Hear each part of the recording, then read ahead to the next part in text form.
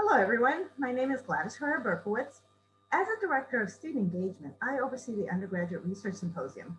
This event highlights faculty-mentored research across all disciplines. I would like to congratulate you for your involvement in undergraduate research. Sharing your research at an academic venue such as the Undergraduate Research Symposium is the next step in your professional growth. Our campus community is excited to learn about your discoveries. Whether you're starting in emerging research or sharing your completed work, you've spent countless hours studying and analyzing your topic. You are the expert, and we're here to learn and provide constructive feedback. Enjoy the experience. The more that you present, the easier it will become. To get you started, I am pleased to present Dr. Annika Speer from the Department of Theater, Film, and Digital Production. As an expert in communications, Dr. Speer has lots of great advice to share as you prepare for your talk. I am turning this over to Dr. Speer. Hello, undergraduate researchers. Congratulations on presenting your research. A few tips for you today. So this is an exercise in making your expertise clear. First, you are performing professionalism. You are making a first impression and establishing yourself as a voice that is entering the field. So you are laying the foundation of your career at this time, and you are showing your knowledge and your know-how in this presentation. Presentations are also an exercise in formal meets informal, kind of the verbal equivalent of business casual.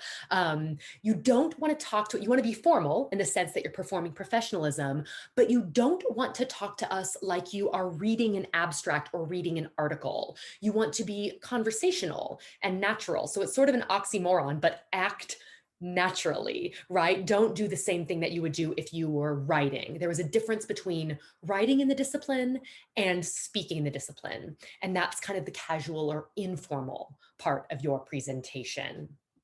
You also want to avoid jargon. It's not a good presentation if your audience doesn't understand it, and your audience will come from a variety of fields and disciplines. Not everybody will share your expertise. So make sure you are using layman's terms or lexicon that a diverse audience can follow. It's not entirely people who are in your field. So be mindful of jargon. Don't go over time. You don't want to be remembered as the person who dragged on and on and on. So it is a skill to, if you are supposed to be delivering a 10-minute presentation, a 15-minute, a 20-minute, a 30-minute, whatever the time slot is, you need to craft material that matches that time slot. This means you won't be able to cover all of the nuances of your research. This gets harder, honestly, the further you get into your work. Maybe you have a PhD and you have 20 years in the field or something. You're still giving a 10-minute presentation, right? So it's better to be remembered for the person that somebody wanted to follow up with or have a Q&A with than the person that could not meet a time limit. Be mindful of your time. And then finally, a huge importance is to communicate the so what. So sometimes our work is so micro and so specific. You're learning this specific thing about a fungus or niobium alloys or poetry or whatever, but you want to be able to take it out to the macro level and tell us, why does this matter? What does this mean for, often it's a pathos reason for humanity, for society, for well-being, right? What does the little nuances mean to the bigger picture? Make sure you communicate that piece of information from the micro to the macro.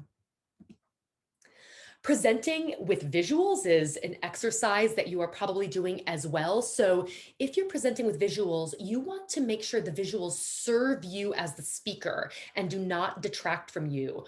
We are such a media-driven audience. We're so used to kind of looking at screens that if you put stuff up on the screen, we are going to look at it. So you want that to serve you as a speaker and not kind of pull focus from you.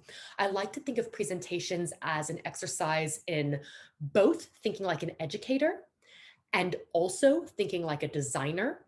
You don't need to go over the top with like gimmicky choices or animation or anything, but your goal is kind of clarity and memorability. A really good example to me is Apple products. They sort of have a simplicity and grace in their visual design and packaging. So a few tips on visuals with text. I'm a really big fan of, it comes from the business world, but it's called the rule of six. And it sort of means try not to have more than 6 bullet points per slide and no more than 6 words per bullet. Now, of course, you can break this rule occasionally if you need to, but this will prevent you from doing info overload on your text. You don't want the audience reading everything, and you don't want to be reading word for word every single thing on your slide. Images can be really great for just visual memorability, for juxtaposition, for before and after, dramatic comedic effect, then, now, past, present. They can really emphasize a point or drive home a message. So there's a reason images are worth 1,000 words, right? I think images can serve a variety of types of presentations. And then data. I'm not going to spend a lot of time on this. You are researchers, but the point of presenting with data is to be able to make complicated technical information visually clear, right? So in specific fields, this is crucial maybe to your work as a scientist, but you want it to be clear to members of the audience who are not part of your field. So your graphs and your diagrams and your tables should not be so complicated that I am trying to figure them out. You as the speaker are showing me complicated technical information, and you are making meaning of that information for me as the listener, right? That's your job, is to make the data clear and to present the data accurately. There are huge benefits to incorporating visuals into your speech. So it can make your presentation memorable. It can absolutely boost your ethos, your pathos, your logos as a presenter. It can capture and keep the audience's attention because we like that visual variety.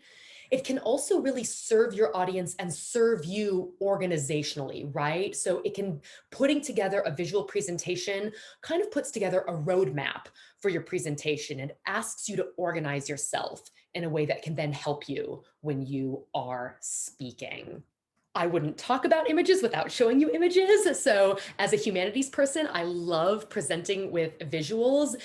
Here are 2 kind of examples of juxtaposition or visual variety. Maybe you are a sociology or media scholar, and your research is on how trends circulate online. It absolutely makes sense to incorporate visuals of the tweet or the meme or the GIF that is kind of what you are talking about. So the example on the left, right, might be a good juxtaposition example of a recent social media trend. Maybe you're a historian or a scientist. Images, again, great for past, present, before, after, then, now. You could do images with climate change or urban development, or, you know, a variety of things. Here's an example of the Hurricane Maria, the view of Puerto Rico from space, you know, before the hurricane and after the hurricane in terms of how the power grid was affected. And an image can really help emphasize the point you are making for your audience. So I wanted to talk about images and then, of course, show you an image. Some final tips to take away. So as a public speaking person in the humanities, I often think, you know, in the age of infoglut, when we can read and learn about almost anything online, why do we still give presentations and watch presentations? Why do you come to class rather than just read the textbook? Why do you go to a conference rather than just read the journal article? Why do you go to a concert rather than just listen to Spotify, right?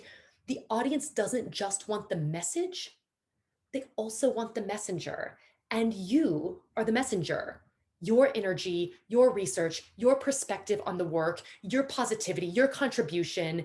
You need a presentation that communicates all of this. So the research is the ideas, but you're the messenger delivering those ideas. So show personality, right? That's thing number 1, takeaway number 1. Number 2, having watched a lot of presentations, I strongly recommend considering crafting, like truly crafting a hook and a conclusion. So for example, rather than say, "Hi, I'm Annika Speer. I'm a 3rd year in poli-sci, and today I'm going to talk to you about the First Amendment." Consider, imagine you're a high school student. You're having a garbage day and you send a Snapchat that says F school, F softball, F cheer, F everything. You send this snap from off campus, but then you get suspended from academic activities and sports for a year. This is the case of Brandy Levy. It is now being heard by the Supreme Court. She was a 9th grader when this happened, and her case is about to determine something that seemingly feels like a piddly high school drama actually may set precedents for freedom of speech parameters in academic settings. Hi, I'm Annika Speer. I'm a 3rd year in poli-sci, and my research is on how social media is shifting perspectives and arguments about what constitutes protected free speech in academic settings, right? So maybe that's your hook. You pull us in with an anecdote or an example, and now you're going to get into the nuances of your research. The benefit of having a really strong hook is you can also do a tie back in your conclusion. So you can bookend your research with sort of this intro and this conclusion that tightly wraps everything up. And that can be really memorable for an audience reflecting on your speech later. And then a final tip is to have fun. How lucky are we that we get to think and learn and teach and share and talk about ideas? I know you are stressed. I know it is spring quarter after a very long year of a pandemic and working remote. You know, we're doing this under duress and there are ways in which it can be hard.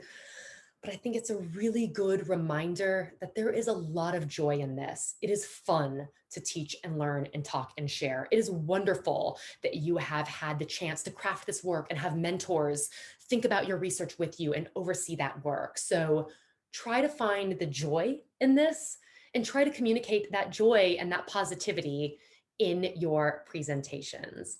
And with that said, I can't wait to watch and hear and learn about your research and your work. Thank you. Thank you, Dr. Speer. I want to echo Dr. Speer's ending quote saying, have fun. This is your opportunity to share your research. Tell us what you've learned. Also, work with your faculty member to get guidance on your presentation as you're putting it together. This is a collaboration. You're representing the work that's come out of this faculty mentored endeavor. So have fun with this. Our office and student engagement will be providing workshops to guide you on the technicality of the symposium and giving you guidance on how everything's going to flow. So again, join us for upcoming workshops. And I want to thank Dr. Speer for all the wonderful information she's shared with us. Thank you, everyone.